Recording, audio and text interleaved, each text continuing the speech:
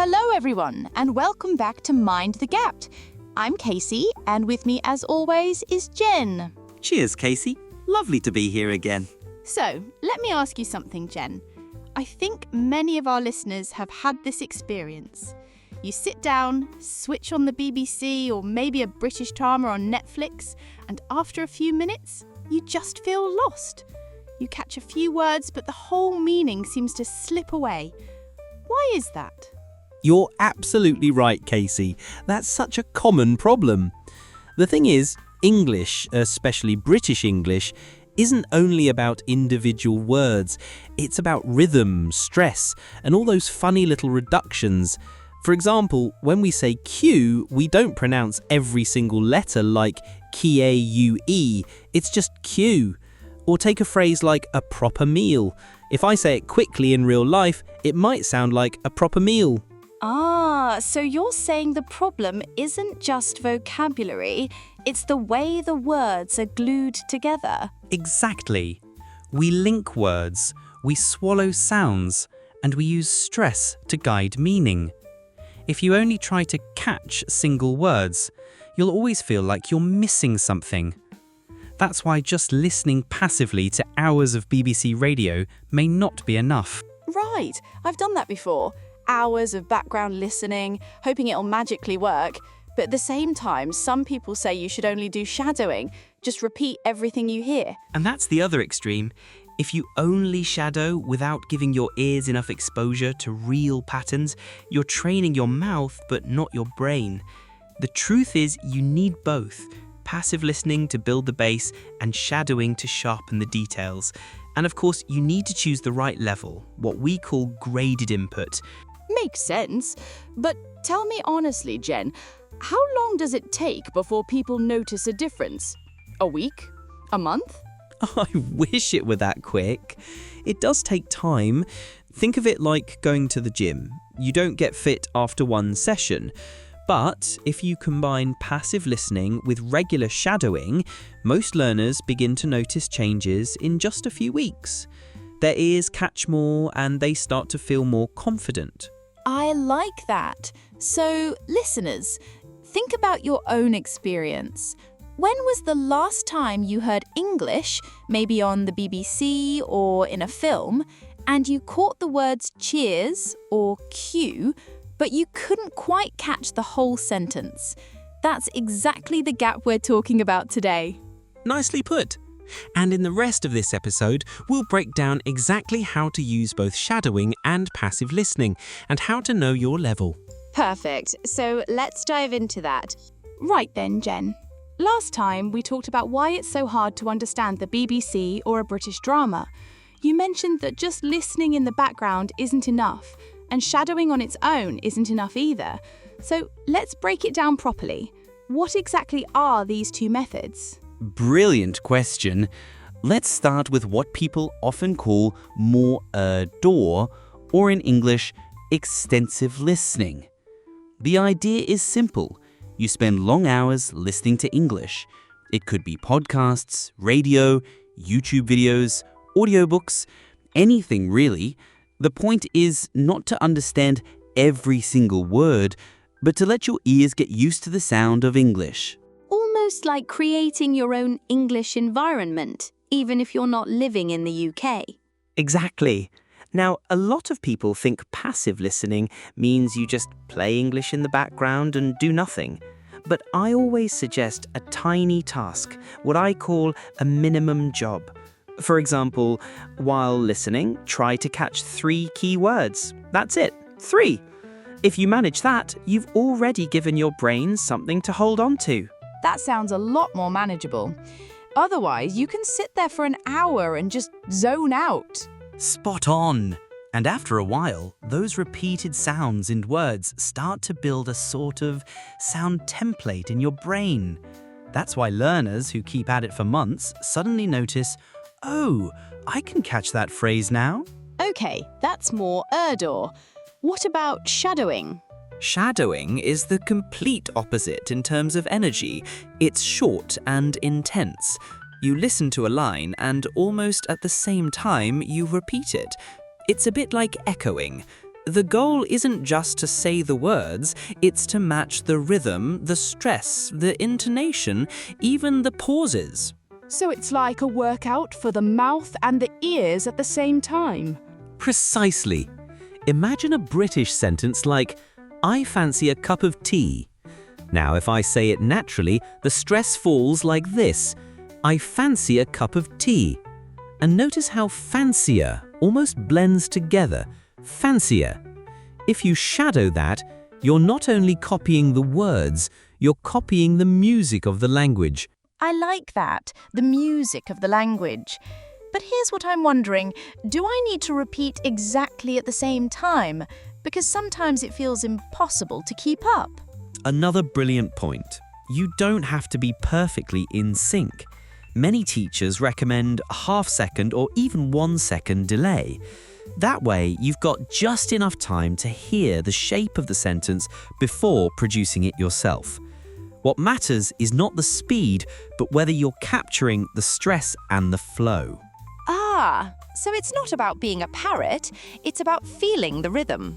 Yes, and that's why shadowing and extensive listening complement each other. Think of it this way. Murder is like soaking beans in water. You leave them long enough, they get soft. Shadowing is like cooking them properly. Quick heat, strong flavour. One without the other doesn't quite work. That's a great metaphor. Listeners, why don't you try this with us? I'll clap while Jan says a sentence, and you clap along to mark the stress. Ready? Here we go. I'd love to go to London this summer. So the claps should land on love, lun, and some. Go on, try it. Did you get it? That's how English stress guides meaning. It's not every single word that matters equally. Exactly. And once you start noticing those beats, both listening and speaking become much easier. Brilliant. So we've got the definitions clear.磨耳朵 is long exposure with a minimum task. Shadowing is short and intense with rhythm and stress. And together, they make a powerful team. And the next question is, of course, how do you know where to begin? Which level are you at right now? Perfect. That's exactly what we'll talk about next. Okay, Jen, so now we know what shadowing is and what extensive listening is. But here's the thing. A lot of people will be thinking, where on earth do I begin? Am I good enough to shadow, or should I just stick with listening first? Brilliant question. You see, the mistake many learners make is jumping in at the wrong level. If the material is way too hard, they feel crushed. If it's too easy, they don't grow. So the first step is self-assessment. We need to know your starting point. Right. A bit like when you join a gym and the trainer asks you to do a few exercises just to see where you're at. Exactly. And for English, I like to use 2 simple scales. One for listening and one for shadowing.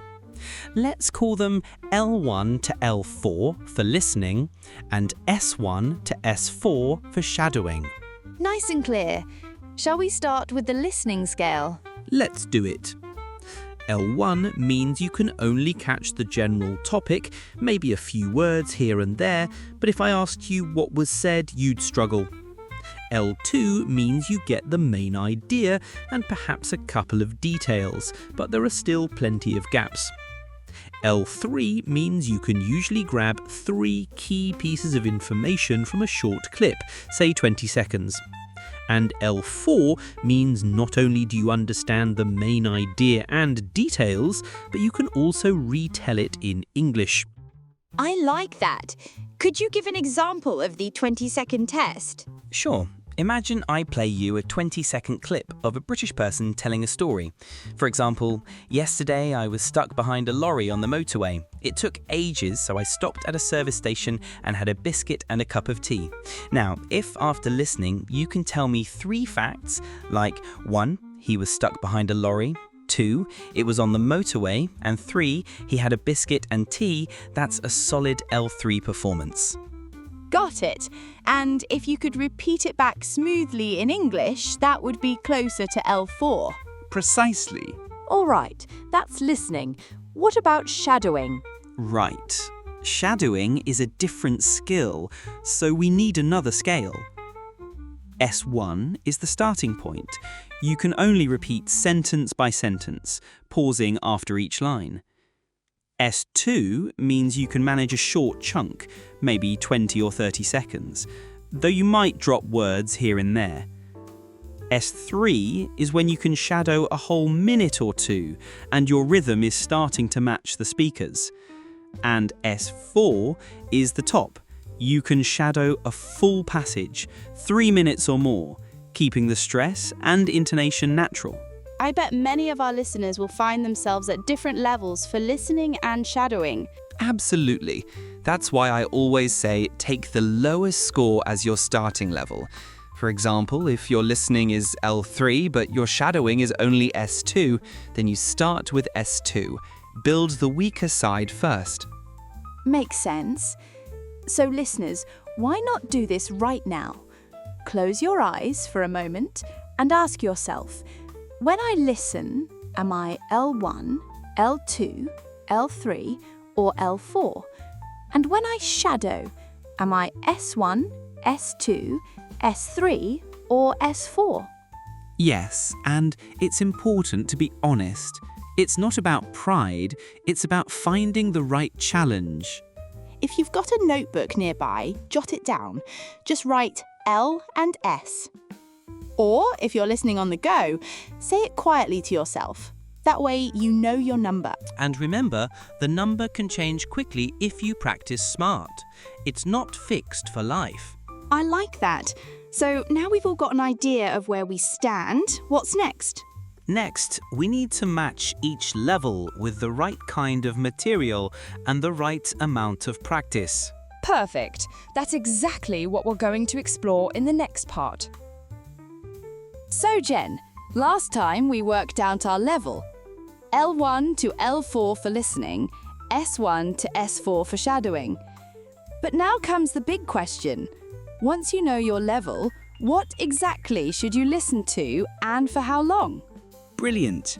This is where most learners either shoot too high or stay too low. And here's the golden rule.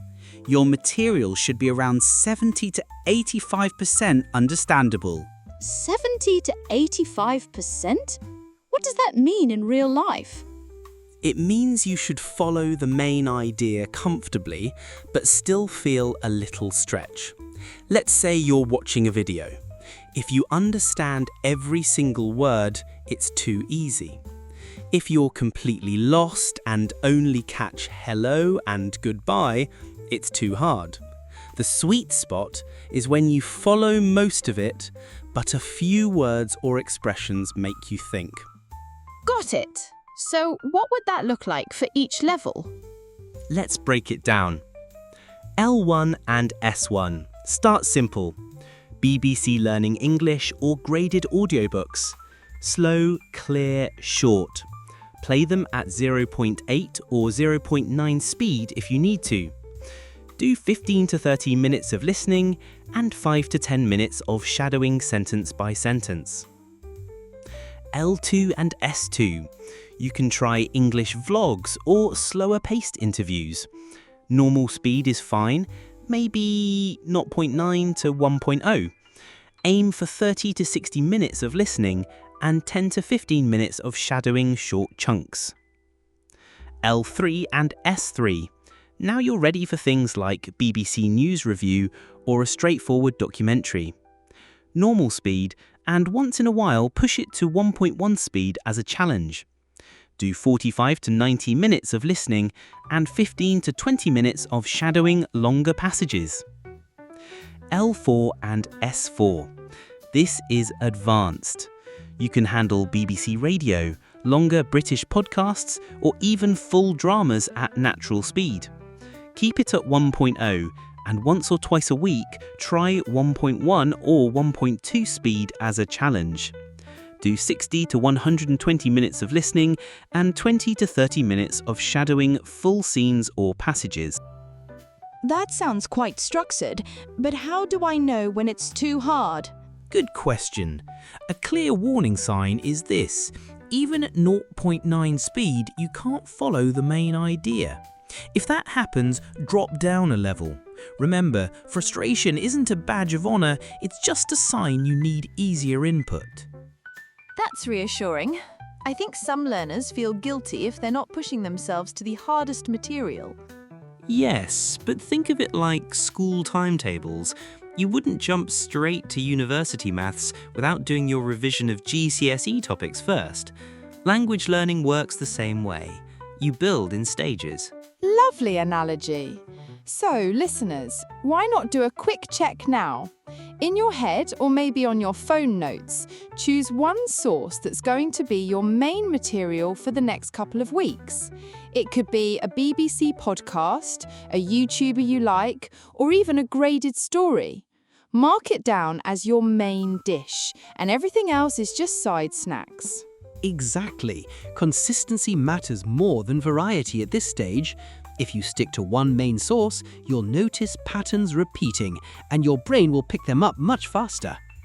So now that we know what to listen to, how long to listen, and how to pick the right difficulty, what's next? Next, we'll show you how to fit all this into your daily life with a simple routine. Something you can do every day without burning out. Perfect. Let's get into that. We've now chosen our level and our main material.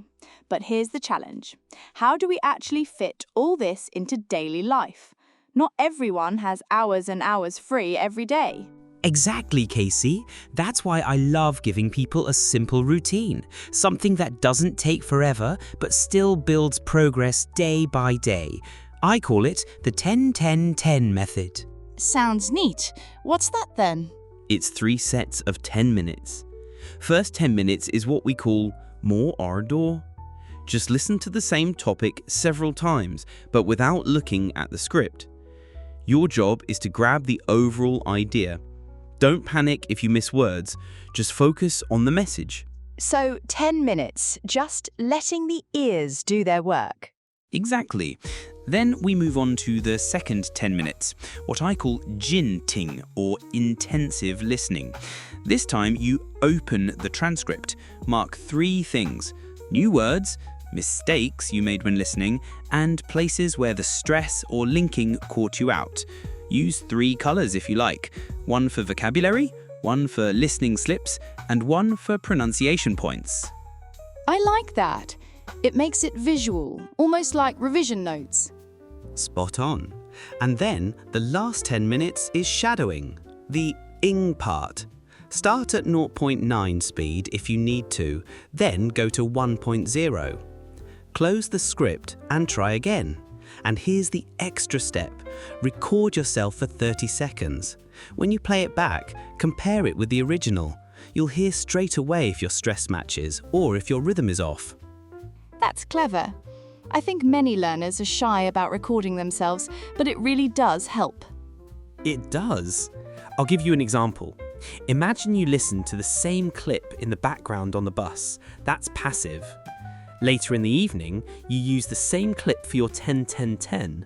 Suddenly, you recognize words you hadn't noticed before, and your shadowing feels smoother. Passive and active practice feed each other. That's how learning gets suited. I like that. Sorted. And what about people who really don't have 30 minutes to spare? Then I'd say this. Do 5 minutes of shadowing and make sure you get at least an hour of passive listening. It's not perfect, but it's better than nothing. That's realistic. Listeners, think about your own day. When could you fit in your 10-10-10? Maybe first thing in the morning, or during lunch, or right before bed. Decide on one slot and stick to it. Yes, consistency beats intensity. 30 minutes every day will take you further than 3 hours once a week. So we've got the routine sorted, but sometimes, even with a plan, learners hit walls. Exactly, which is why next we're going to look at some practical techniques, little tricks to keep you moving when you get stuck. We've got the routine sorted, the 10, 10, 10 plus passive listening. But, even with a plan, people still get stuck. They try, but something just doesn't click. Oh, absolutely. And when that happens, it's easy to feel gutted, like you failed. But the truth is, it usually just means you need a new technique. I like to keep a little toolbox of tricks, 6 of them, actually, that can help learners push through those moments. 6 sounds like a good number. All right, let's open the toolbox. Right. First one is chunking. Don't treat English as individual words. Listen and speak in chunks, little blocks of language. Instead of at the end of the day, say it as one unit at the end of the day. So the one-step version, pick a phrase and practice saying it as one piece, not word by word. Number 2, back-chaining. This is great for tricky long sentences. Start from the end and build backwards. For example, in the middle of the night. First, the night, then of the night, then middle of the night. Finally, in the middle of the night. So break it into parts, add one at a time until the whole sentence feels natural. Exactly. Third one, the speed ladder. Start shadowing at 0.9 speed. When you're comfortable, move to 1.0 and later 1.1. That way, you stretch gradually, not all at once. Step by step, like climbing stairs. That's it. Number 4, clap the stress. English isn't about pronouncing every syllable the same. Some words get more weight. For example, I'd love to go to London this summer. Clap on love, lun, and some. So the one-step version, choose a sentence and literally clap your hands on the stressed words. Brilliant. Fifth, narrow listening. Instead of listening to random topics, stick with one theme and hear it from different sources. Say you choose a British food, listen to a podcast, a vlog, and a BBC report on that same topic. The repeated words and phrases will sink in faster. So, pick one topic, collect 3 short clips about it, and listen across them. And the last one, recording yourself. Record 30 seconds of your shadowing, then play it back alongside the original. You'll hear immediately if your stress and linking are working.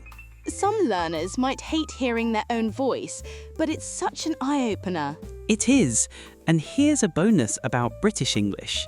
We don't always pronounce the R strongly. Instead, we often link it to the next word. So far away sounds like far away. Recording yourself helps you notice if you're missing those links. Ah, the famous non-rhotic accent. That explains why I used to think people were skipping letters. Exactly. Once you tune into it, the rhythm makes much more sense. Lovely. So, listeners, you've now got 6 tools in your kit.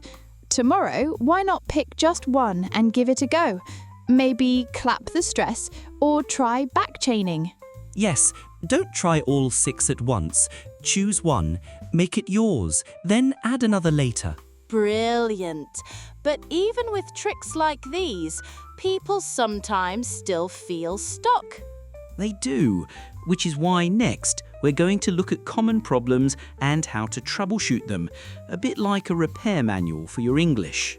Even with all these great tools, learners can still get stuck. Sometimes it's not about trying harder, it's about avoiding the common traps, isn't it? Absolutely. And these traps are surprisingly common. Let's walk through the biggest ones and how to fix them. Perfect. Let's go through them one by one. First one, only listening, never practicing out loud. Many learners think if they listen for hours, their English will magically improve. But listening without speaking is like watching people swim without ever getting into the water. My prescription, Add just 5 to 10 minutes of shadowing every day, plus one recording of yourself. That tiny step makes a huge difference. Yes, and listeners, don't worry about how strange your voice sounds. Nobody likes their first recording, but trust me, the benefit is massive. Exactly. Second trap, reading words without rhythm. Some learners can pronounce every word clearly, but it sounds robotic. Remember my golden rule? If the stress is right, the meaning comes through. So clap the stress first, then open your mouth. That's really encouraging. You don't need a perfect accent, just natural rhythm. Don't let perfectionism stop you. Just have a go. Spot on. Third trap, choosing material that's far too hard. If even at 0.9 speed you can't catch the main idea, drop down a level, or choose an easier version of the same topic. There's no shame in it. And I'd add, it's not a step backwards, it's just smart strategy. Like revising before an exam, you need the right level before moving on. Exactly. And the fourth trap, progress feels too slow. People get impatient and think, this isn't working. Often a real issue is they're separating passive and active listening. They play random audio passively, then practice something else actively. If you use the same clip for both, the progress feels much faster. That's clever. So if you've been playing a podcast all day at work, later use the same bit for shadowing. Suddenly, it clicks. Precisely. Okay, listeners, which of these traps sounds most like you? Only listening, reading without rhythm, picking material too hard, or feeling progress is slow? In your head, tick the one that's your biggest pitfall. And once you've spotted it, you can fix it. That's the power of awareness. Lovely. So we've cleaned up the pitfalls. What's next? Next, we'll give you a clear 4-week starter plan and a checklist, so you know exactly what to do step by step. Perfect. Let's move on. Right then, Jen, we've gone through the methods, the levels, the routines, and even the common pitfalls. But I think a lot of learners will now be asking, okay, what do I actually do from tomorrow? Can you give me a clear roadmap? Absolutely. I don't want people to leave this episode with just theory, so here's a 4-week starter plan, something you can follow step by step. Lovely. And just so you don't have to scribble everything down, we've made a 1-page PDF cheat sheet with this roadmap. You'll find the download link in the pinned comment under this video. It's the very first comment. And we've also popped it in the description, in case you're on the TV app. Yes. Week 1, figure out your level, L and S, and choose one fixed source of material. Don't jump around. Pick your main dish. Week 2, start recording yourself and try narrow listening. That means listening to the same topic from 2 or 3 different sources. Week 3, increase your speed. Move from 0.9 to a natural 1.0. Week 4, extend your shadowing passages. Aim for 2 minutes or more without stopping. That's very practical. And what about numbers? How much listening? How much practice each week? Great point. Here are the weekly KPIs, the key numbers to hit. Passive listening, at least 3 to 5 hours a week. Active practice, 80 to 120 minutes. And new chunks, at least 15. And make sure you actually use each chunk 3 times, in speaking or writing, so it sticks. That's brilliant. And for those preparing for IELTS? For listening, use what I call the 3-pass method. First, listen without the script, then check with the script, then retell in your own words. That builds detail awareness. For speaking, take the chunks you've been shadowing and drop them straight into your Part 2 or Part 3 answers. Can you give us a few examples? Sure. 3 very British, very useful phrases. To be honest, I tend to, and at the end of the day, these can slot into almost any IELTS answer. For example, to be honest, I tend to relax by watching documentaries. At the end of the day, it helps me switch off. That's so handy. All right, listeners, here's your turn. In the comments, tell us your current level, L and S, and what main material you've chosen for the next few weeks. We'd love to see what everyone's working on. Yes, and don't underestimate the power of community. When you share your plan, you're more likely to stick to it. Brilliant. So that's our full week plan sorted. That's right. You'll hear exactly how to shadow, how to clap the stress, and how to move through the routine step by step. So, that's it for today's episode of Mind the Gap. If you found this useful, please give us a like, subscribe to Jen's English Hub, and share it so more learners can benefit. And of course, if you've got a topic you'd love us to cover, drop it in the comments. Thanks for joining us. And remember, every bit of practice adds up. See you next time!